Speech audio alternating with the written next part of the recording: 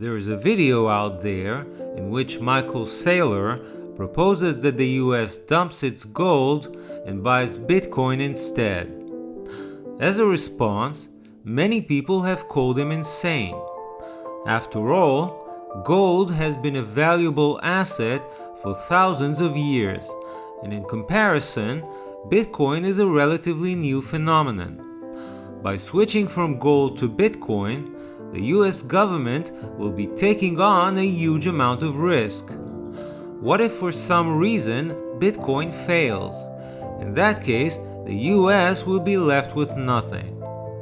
But I don't think that Michael Saylor is crazy. As a matter of fact, I'm starting to think that he's a genius. At least in the way that he's playing these markets, taking advantage of their weaknesses. Let me explain to you what he's really after, and how this move can potentially turn him into one of the most powerful people on Earth. Let me also show you how his plan can backfire, accidentally making silver the most valuable substance in existence. For those of you who don't know, Michael Saylor is the co-founder and executive chairman of MicroStrategy, a software company located in Virginia. He was a relatively unknown figure until August of 2020, when his company started purchasing Bitcoin. Since then, he has become one of the leading voices in favor of adopting Bitcoin as the global reserve asset.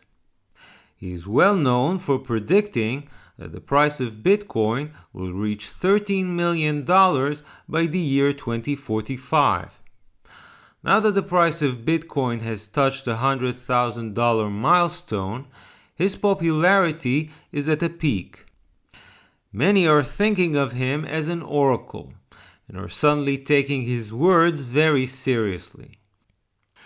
This opens up an opportunity for him which did not exist in the past.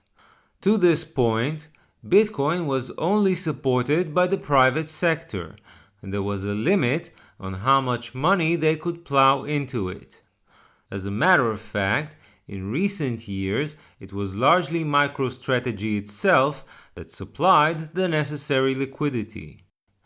But now that he has the ear of politicians, he may get the US government to do the heavy lifting for him. Since the federal government can issue an unlimited amount of debt, and the Federal Reserve can print an unlimited amount of dollars, if they ever decide to form a strategic Bitcoin reserve, Bitcoin would enjoy unlimited liquidity, and there would be no boundary on its price. It could easily reach $1 million or more. As the owner of over 400,000 Bitcoins, MicroStrategy would become one of the main beneficiaries. Since many regard this company as a leveraged bet on Bitcoin, its stock price would skyrocket and it would become one of the leading names on the S&P 500. Sure, there are many people who own a few Bitcoins and stand to gain from such a move. But the vast majority of Bitcoin is concentrated in the hands of a few early adopters. There are currently only about 2,000 wallets which hold more than 1,000 Bitcoins, and only 4 who hold more than 100,000. This means that a handful of people will effectively become the new central bankers for the US government. The Federal Reserve will lose most of its power and be relegated to the dustbin of history. But this is just the beginning.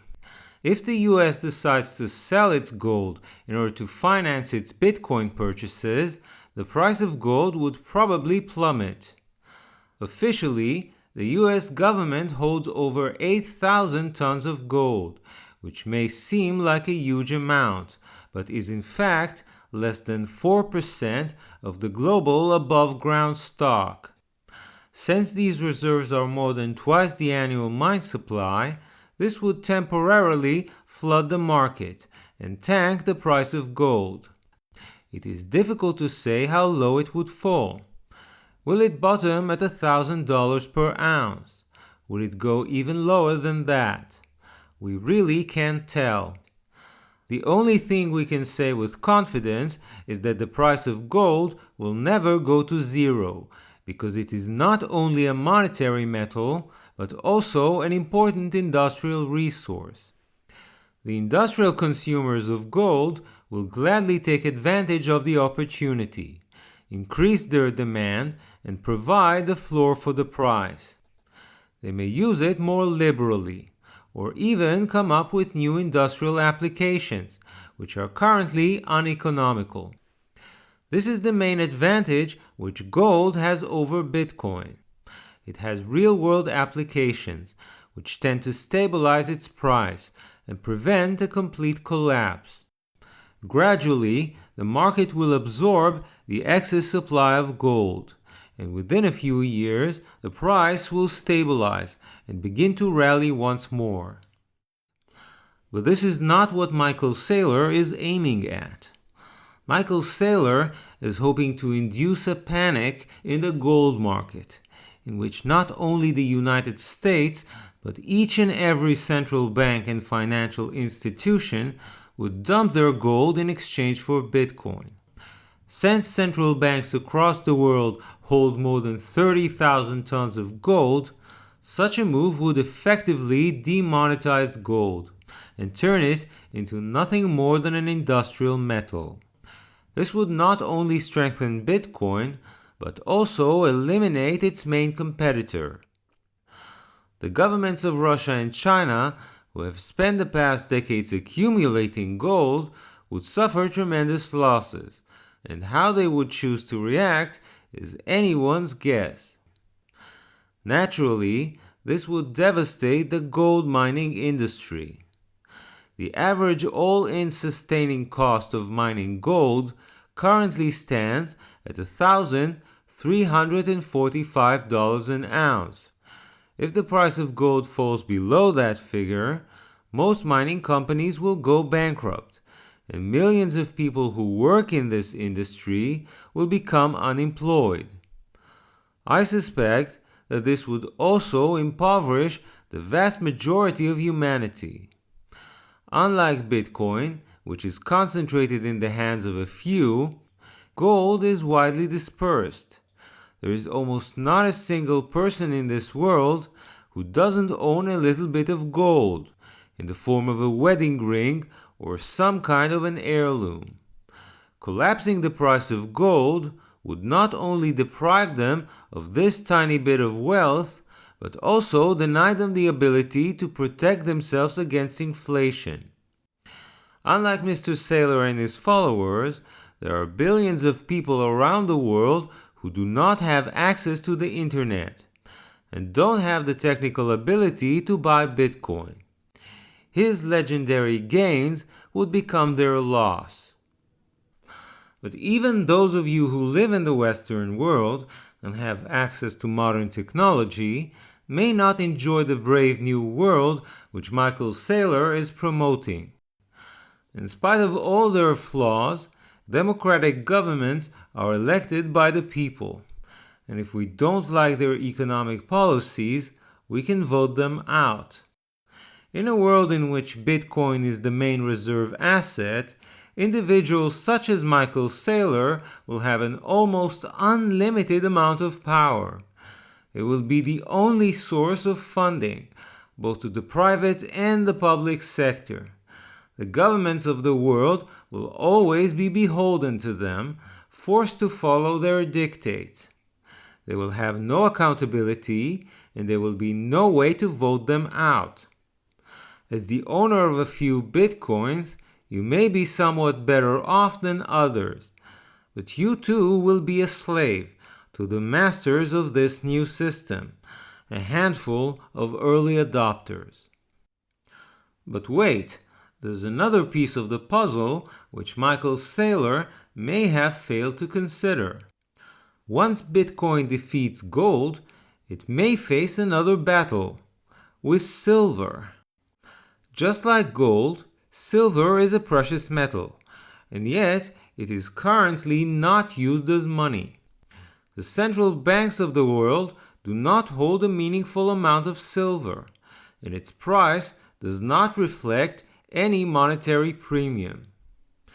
As the best conductor of electricity, it is vital for the manufacture of electronic circuits.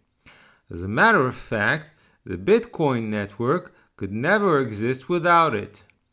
In the event that Bitcoin takes hold as the leading reserve asset, I expect the demand for internet servers, smartphones, and other electronic equipment to only grow. But there's the problem. Due to underinvestment, the mine supply of silver topped in 2016 and has been gradually declining ever since. If the gold mining industry indeed collapses, the supply of silver will become even smaller, since about 15% of the mine supply comes as a byproduct of the mining of gold. All the while, industrial demand keeps growing.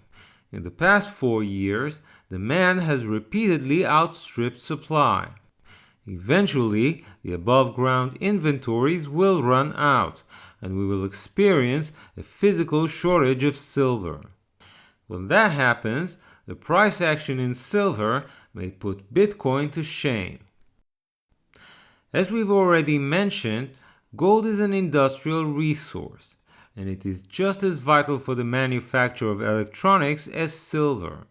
But by dishoarding their gold, central banks can supply the electronics industry with all the gold that it needs. This is not the case with silver. There is no strategic silver reserve which can be used in order to meet the world's voracious appetite for this metal. In some respects, it is even more rare than gold. Sure, the public has plenty of silver in the form of jewelry and silverware, which can be recycled into internet servers and other high-tech equipment. But wasn't it Mr. Saylor himself who taught the public how to hodl? What makes you think that they will give up their silver so easily? Wouldn't the rising price only generate more investment demand? Isn't it likely to assume that right after Bitcoin demonetizes gold, silver will demonetize Bitcoin?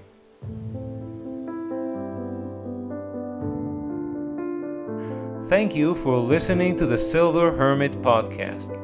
If you like this content, please donate in the link which appears in the description below. Please subscribe to this channel and share it with your friends and family.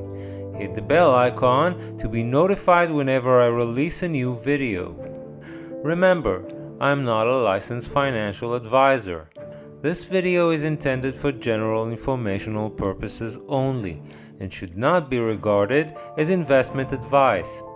Before taking any investment decision, please consult with a professional financial advisor who may assess your personal investment objectives and needs.